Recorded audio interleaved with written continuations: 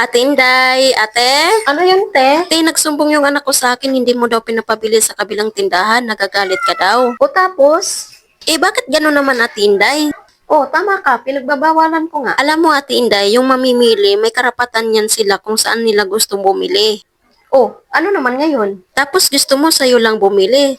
Tapos pagagalitan mo pa anak ko, hinaharang mo pa. O, bakit ikaw pa ang galit, te? Alam mo, te, hindi mo kami mapipigilan kung saan namin gusto bumili. Karapatan namin yun, ha? Naiintindihan mo ba, te? Wala kang pakialam doon. Abati, mag-isip ka naman.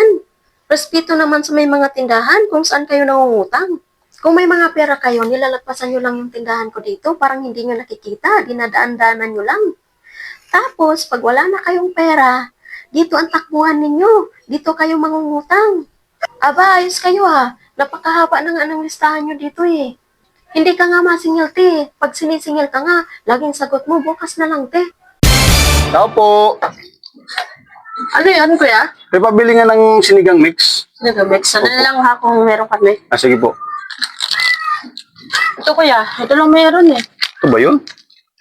Sinigang sa gabi. Ay, hindi yan, te. Ha? Ngayon tanghali magluluto eh.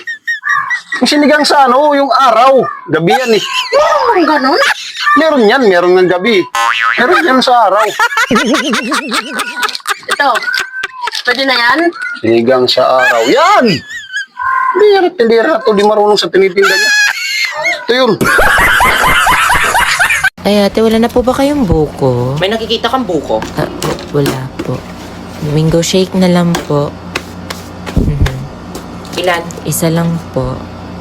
Mango shake. Ito po. Ay, wala kaming barya nito, Iha. Sorry Doon ka po. sa kabila, wala kaming barya dyan. Okay. Magkano sa repolyo? Repolyo?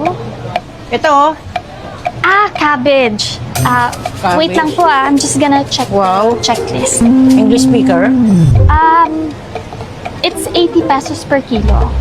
80 pesos. 70 lang. 70 na lang. What's 70? 70. Hindi mo pa rin alam. Ay, naku, hirap mong kausap. Goodbye.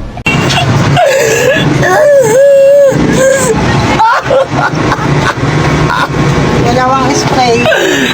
Ilan to? Dalawang spray yan. Dalawa? Oo.